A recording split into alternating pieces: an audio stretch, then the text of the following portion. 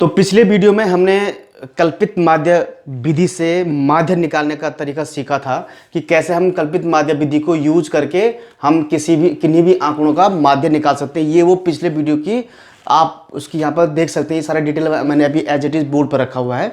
कल्पित माध्य विधि से किन्हीं भी दिए गए डाटा का माध्य ज्ञात करना है। तो आपने इसमें देख लिया था कि हमने जो कल्पित माध्य विधि का जो फॉर्मूला था वो था x bar equal to a plus sigma F D upon F, जहां पर f तो बारंबारता है और d आपका क्या था, विचलन था। आज हम बात करेंगे, इस वीडियो में हम बात करेंगे एक नए विधि की, एक नए तरीके की। वो विधि है पग विचलन विधि, यानी कि स्टेप डेविएशन मेथड। अब प्रश्न ये आता है कि उस स्टेप डेविएशन मेथड की हमको जरूरत क्यों पड़ती है। क्यों पड़ती है ये बताने से पहले मैं आपको एक चीज ये बता दूं कि स्टेप डेविएशन मेथड कल्पित माध्य विधि यानी कि एज्यूम्ड मीन मेथड का क्या है, एक स्टेप आगे का मेथड है।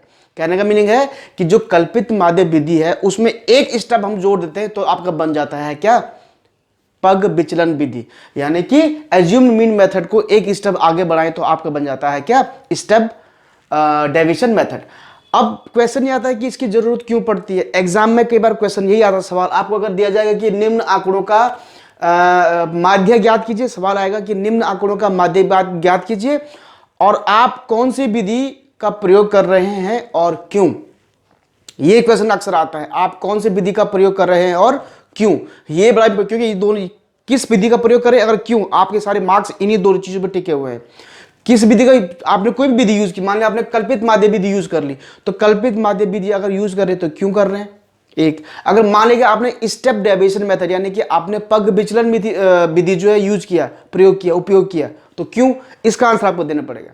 तो इसका आंसर मैं आपको बता देता हूं कि क्यों होता है। अभी स्टेप डेविएशन मेथड यानी कि पग विचलन विधि के बारे में आपको इसी टेबल में, इसी चार्ट में एक्स्ट्रा बताऊंगा। मेरे को यहाँ पर एक्स्ट्रा लिखने की कोई जरूरत नहीं है, सवाल भी आपका यही है, टेबल भी आपका यही है, सिर्फ इसमें एक कॉलम में आपको एक्स्ट्रा जोड़ दूंगा फॉर्मूले के साथ। अब बात आती है कि क्यों। तो स्टेप डेविएशन मेथड की जरूरत इसलिए पड़ती है, थोड़ा ध्यान से सुनिएगा इस बात को। स्टेप डेविएशन मेथड की जरूरत इसलिए पड़ती है कि कई बार क्या होता है कि जो ये विचलन वाला कॉलम हमारा, ये विचलन वाला जो कॉलम है, इस कॉलम में क्या होता है, जो ये अंक आते हैं ये कई बार क्या होते हैं, बड़े होते हैं। बड़े होने का मीनिंग है कि इस बारंबारता f और इस विचलन d का हम आसानी से गुणा नहीं कर पाते। आप देखना हम f इंटू डी हमको चाहिए होता है, तो यहाँ पर f इंटू डी हम लोग निकाल रहे हैं। लेकिन कई बार क्या होता है कि मान लीजिए सही है, आप यहाँ पर 7 ले लिया हमने, यहाँ पर तो 0 है, तो आपने 7 गुणा किया 0 बराबर 0 कर दिया। लेकिन थोड़ी देर में यहाँ मान लो कि यहाँ पर मान लीजिए कि आपका 848 है, एग्जाम्पल बोल रहा हूं मैं, यहाँ पर 848, तो आप 848 और 7 का इजीली क्या करते हैं, गुणा नहीं कर पाओ, आपको अलग से कहीं पर रफ कॉपी में करना पड़ेगा। तो एक शर्त ही है। दूसरा क्या होता है कि विचलन वाले कॉलम में जो जितने भी नंबर्स हैं वो क्या होता है, जो ये वर्ग अंतराल है, यानी कि जो आपका ये क्लास डिफरेंस है, क्लास डिफरेंस की आप क्या है 10 से 25 यानी कि 15 का डिफरेंस है, ये पूरा 15 का डिफरेंस है। तो ये 15 का डिफरेंस है, उसका भाग जो है इन सब में जा रहा है। यानी कि जो ये क्लास डिफरेंस है, इस क्लास डिफरेंस के ये मल्टीपल है। देखिए ना, यहाँ 15 का डिफरेंस है तो ये 15 का मल्टीपल नहीं है, 15 दूनी 30, मल्टीपल में ना गुणज, गुणा है। 15 दूनी 30, 15 कम 15, जीरो तो क्या छोड़ो, 15 कम 15, 15 दूनी 30 और 15 ते 45 है कि नहीं। तो इस तरह से आपको दो शर्तें आपके लागू हो जाती हैं पग विचलन विधि का उपयोग करने के लिए। नंबर एक तो बहुत बड़ी संख्या है जिसको हम आसानी से गुणा नहीं कर पाते हैं बारंबारता के साथ, और नंबर 2 जो ये विचलन वाले अंक हैं ये क्या होते हैं, इस क्लास डिफरेंस यानी कि वर्ग चिन्ह क्या 15, मतलब ये जो डिफरेंस है वर्ग अंतराल का जो डिफरेंस है बीच में, उसके क्या होते हैं, गुणज होते हैं, यानी कि मल्टीपल होते हैं। ये दो शर्तें होती है पग विचलन विधि के लिए।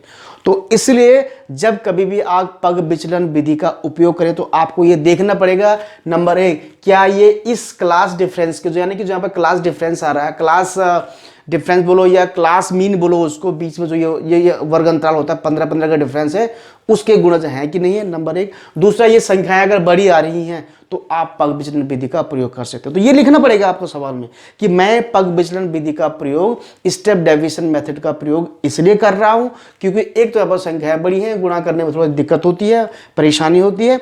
दूसरा, जो ये डेविएशन के जो अंक है यानी कि विचलन के जो अंक है वो इस डिफरेंस के, इस अंतर के क्या गुणज है। अंतर क्या है 15 का, तो 15 के गुणज है, 15 के मल्टीपल है। इसलिए आप उस उपयोग करोगे। कल्पित माध्य विधि का उपयोग क्यों करोगे? क्योंकि कल्पित माध्य विधि का उपयोग इसलिए कर रहे हैं आप, क्योंकि ये सीधे सीधे क्या हो रहा है, कल्पित माध्य विधि से सीधे सॉल्व हो रहा है, इसलिए हमको किसी अन्य विधि की जरूरत ही नहीं पड़ती है, इसलिए हम सीधे सीधे क्या करते हैं, कल्पित माध्य विधि का ही उपयोग करते हैं। नंबर दूसरी बात, ये ध्यान रखने इस बात में, आप चाहे कल्पित माध्य विधि से आंसर निकालिए या पग विचलन विधि से आंसर निकालिए, आंसर दोनों में सेम आएगा। आप देखिए हमारे उस पिछले वाले वीडियो में वो अभी भी एज इट इज मैंने यहाँ पर रखा हुआ, देखिए इस वीडियो में हमारा आंसर क्या है, माध्य का आंसर आया था 62। तो अगर हम पग विचलन विधि से निकालें यानी स्टेप डेविएशन मेथड से निकालें तो भी हमारा आंसर कितना आएगा, 62 ही आएगा। ठीक है, जिन बच्चों ने वो वीडियो नहीं देखा, पिछला वाला वीडियो नहीं देखा, तो आप ऊपर आई बटन में जाके वो वीडियो देख सकते हैं, लिंक दिया गया, इस पर क्लिक करके आप वो वीडियो देख सकते हैं। तो चलिए मैं अब यहाँ पर कुछ चीज़ों को मिटा दूंगा, जैसे ये वाला हिस्सा मैं मिटा दूंगा, और यहाँ पर मैं आपको पहले पग विचलन विधि द्वारा जो पग विचलन विधि में जो फॉर्मूला यूज किया जाता है उसको बताऊंगा। उसके बाद यहाँ पर एक अलग से कॉलम बनाऊंगा जिसमें हम क्या करेंगे, उसमें एक अलग से कॉलम में हम निकालेंगे जो पग विचलन यानी कि स्टेप डेविएशन निकालेंगे, उसके बाद फॉर्मूला रख के उसको हम सॉल्व करके बता देंगे। लेकिन याद रखिए कि हमारा आंसर कितना आ रहा, 62 आ रहा। तो चलिए देखते हैं इसको कैसे करना है। तो बच्चों देखिए मैंने थोड़ा सा कैमरे को थोड़ा सा नीचे डाउन करके फोकस किया, आपको यहाँ पर दिखाया फॉर्मूला, क्योंकि थोड़ा जगह कम है। तो यहाँ पर जो ये पग विचलन विधि द्वारा जो हम माध्य निकालेंगे, तो ये उसका फॉर्मूला है पग विचलन द्वारा माध्य निकालने का। यहाँ पर बल्कि मैं आपको दिखाई दे रहा हूँ, ये आपका पग विचलन, ये पग विचलन द्वारा माध्य आपका x है। पग विचलन द्वारा माध्य x बार बराबर है a plus h into sigma F U upon sigma F. जहाँ पर सिग्मा एफ के बारे में तो आपको पता है कि सिग्मा एफ क्या है, इन बारंबारताओं का जोड़ है। सिग्मा एफ यू क्या है कि एफ और यू का गुणनफल का योग है। लेकिन अब यहाँ पर एक नई चीज आई है यू। ये यू क्या चीज है, इस चीज को आपको देखना कि ये यू क्या चीज है। तो ये u क्या है, ये u वही आपका क्या, पग विचलन है कि स्टेप डेविएशन है, जो कि मैं अभी आपको टेबल में बताऊंगा। तो यहाँ पर सिंपल सी बात है, मैं यहाँ पर लिख रहा हूँ a, तो आपको पता है कल्पित माध्य होता है।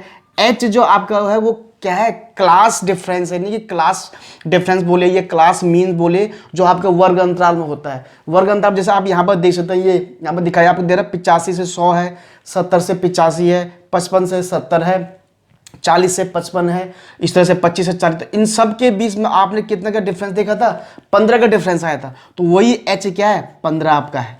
ठीक है, और u जो आपको दिया जा रहा है, u ये सवाल में जो आपको u फॉर्मूला में जो u दिखाई दे रहा है, तो ये u आपका है d अपॉन h।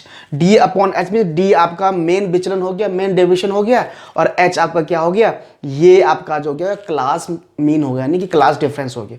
बस यही चीज, ये जो चीज आप निकालनी है टेबल में निकालनी है। टेबल निकाल के हम इसको आगे इस फॉर्म में रख के इसको सॉल्व कर देंगे। तो चलिए अभी पहले मैं आपको मेन टेबल की तरफ ले जाता हूँ, जो ये मेन टेबल पूरा है, इस पर ले जाकर इसको क्या करता हूँ, आपको दिखाता हूँ ये कैसे हमको इसमें आगे निकालना है। तो बच्चों ये आपका मेन टेबल हो गया। मेन टेबल में आपको सब पता है, ये वर्ग अंतराल है, ये विद्यार्थियों की संख्या है, ये वर्ग चिन्ह है, ये कल्पित माध्य a है जो आपने माना था।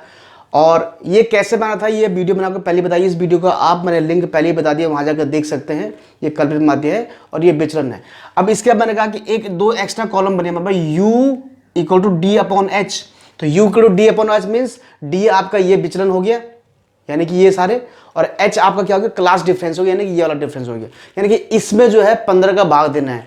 तो हम यहाँ पर क्या करेंगे, अगर -30 में हम अगर 15 का भाग दें, -30 मैं 15 का भाग तो -2 आ जाएगा। इसी ढंग से -15 में 15 का भाग दूँ तो -1 आ जाएगा। मैं अब सिंपल लिख रहा हूँ, 0 में भाग दे तो 0 आ जाएगा, 15 में भाग दे तो 1 आ जाएगा, 30 में भाग दे तो 2 आएगा, और 45 में भाग तो 3 आएगा। तो आप देखिए ना, बहुत सिंपल नहीं हो गया। अब हम क्योंकि f इंटू यू निकालना है, f इंटू यू यानी कि बारंबारता और u का गुणा। अब बहुत ईजी हो गया। अब देखे ना, चलो यहाँ पर मैं इसको मैं मिटा देता हूँ यहाँ पर, ताकि आपको क्लियर हो जाए कि हाँ यहाँ पर -2 है, क्योंकि -3 में हमने 15 का भाग दिया है, तो -2 आपका आ गया। अब देखो आपको इजी हो गया ना, क्योंकि अब f और अब u को गुणा करना है। इस कॉलम में f और u को गुणा करना है, अब इजी होगा गुणा करना है। अभी भी यहाँ पर थोड़ा क्योंकि संख्याएं बड़ी थी, तो थोड़ा 15 से 15 हो सकता है, किसी को 15 का पारा ना रहा हो, ये हो सकता है कि 15 से गुणा नहीं हो पा रहा। तो अब इजीली ये हो सकता है कि छोटी छोटी संख्याएं हैं, तो f और u यानी कि 2 और -2 कितना हो गया, -4 हो गया। 3 और -1 -3 हो गया। 7 और 0 0 हो गया। 6 और 1 6 कम 6 हो गया। 6 दूनी 12 हो गया, और ये आपका 6 तिया 18 हो गया। ये सिंपल हो गया। अब क्या है, अब आपको ना सिग्मा एफ डी की जरूरत नहीं है, अब आपको निकालना है फॉर्मूले के हिसाब से, क्योंकि आपको फॉर्मूला है सिग्मा एफ यू, तो यानी आपने निकालना है सिग्मा एफ इंटू यू, ये निकालना हमने। तो इसको आपने जोड़ना है, तो जो भी आपका आ गया, ये 18 12 30 हो गया, 30 36 हो गया, 36 में से 3 गया 33 हो गया, और 33 में से 4 गया आपका 29 हो गया, तो ये आपका 29 आ गया। तो सिग्मा एफ यू आपका 29 हो गया। ये इसलिए मैं कर रहा हूँ क्योंकि हमको सिग्मा एफ यू किस में चाहिए, फॉर्मूला रखना है, और सिग्मा एफ तो आपके पास 30 पहले से था, वेरी सिंपल। अब यहाँ पर आपको ये फॉर्मूला में, यहाँ पर मैं लिखा हुआ ये फॉर्मूला आपका, एच आपके पास 15 आपने देख ही लिया। आप चाहते हो कहीं पर भी कॉलम को एच बराबर 15 लिख सकते हो, यहाँ पर मैंने ऐसे लिखा हुआ है एच बराबर 15, ये दिखाई दे रहा है। तो ये फॉर्मूला रखा है, तो ये एक्स बराबर हो जाएगा आपका, यहाँ पर दोबारा लिखे तो एक्स बार बराबर हो जाएगा A plus H into sigma F U upon sigma F, ये रखना है इसमें। तो एक्स बार ए आपने कल्पित माध्य 47.5 रखा हुआ है, ठीक है, प्लस एच का मान आपने 15 अपना ले लिया है, और इनटू सिग्मा एफ यू, यानी कि एफ यू का सिग्मा, यानी कि एफ यू का जोड़, वो की कितना है 29 है, और आपका सिग्मा एफ कितना है 30 है।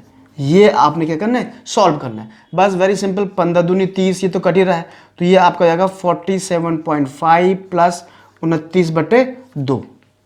होप आपको दिखाई दे रहा है 29/2, यहाँ पर दिखाई दे रहा हो। मैं इसमें एक लाइन और आई, यहाँ पर एक लाइन में और आई कर लेता हूँ, क्योंकि यहाँ पर आपको क्या आएगा, अब आएगा आपका 47.5 प्लस ये, क्योंकि 29/2 है तो 29/2 14.5 हो जाएगा, तो 47.5 प्लस 14.5, 29 का आधा 14.5 हो जाएगा ना, ये उम्मीद तो दिखाई दे रहा हो। तो बराबर आप देखिए, जोड़िए इसको, देखो सेम चीज़ आएगी आपको जोड़ने पे। देखिए 5 से 5 10, 7 4 11 1 12, 1 4 1 5 1 6 दशमलव, तो ये टोटल मिला के कितना आ गया 62 आएगा। तो अभी भी आपका आंसर कितना आया 62 आया, ये आपका आंसर आपको यहाँ पर दिखाई दे रहा है 62 आ रहा है। तो इस तरह से आपने देखा कि चाहे आप पग विचलन विधि द्वारा निकालो, चाहे आप कल्पित माध्य विधि द्वारा निकालो, आंसर आपका एक ही आएगा। तो आपके पास ये मेथड हो गया, दो मेन मेथड, एक तो सिंपल मेथड हो गया माध्य निकालने का, दूसरा आपका हो गया कल्पित माध्य, और तीसरा आपका हो गया पग विचलन विधि, यानी कि स्टेप डेविएशन मेथड।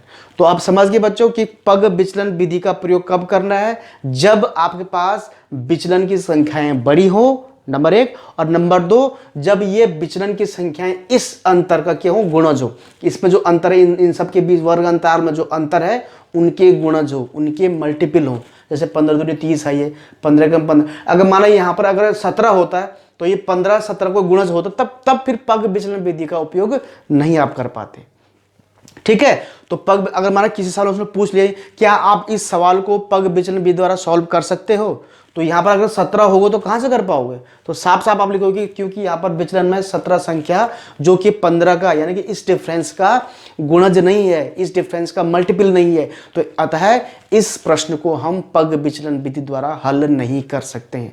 ऐसा लिखोगे तो आपके पूरे मार्क्स कहीं नहीं गए, ऐसा होता सारा।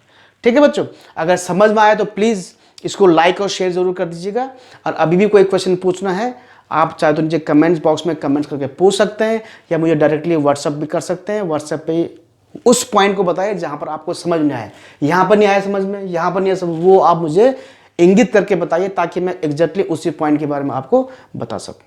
तो आज के लिए इतना ही, और हाँ, वीडियो को बंद करने से पहले प्लीज़ चैनल को जरूर सब्सक्राइब कर लीजिएगा जिन्होंने अभी तक चैनल सब्सक्राइब नहीं किया है, और सब्सक्राइब करने के बाद बेल आइकन को ऑल पे जरूर क्लिक कर दीजिएगा, जैसे कि सामने ये तीर का निशान बता रहा है।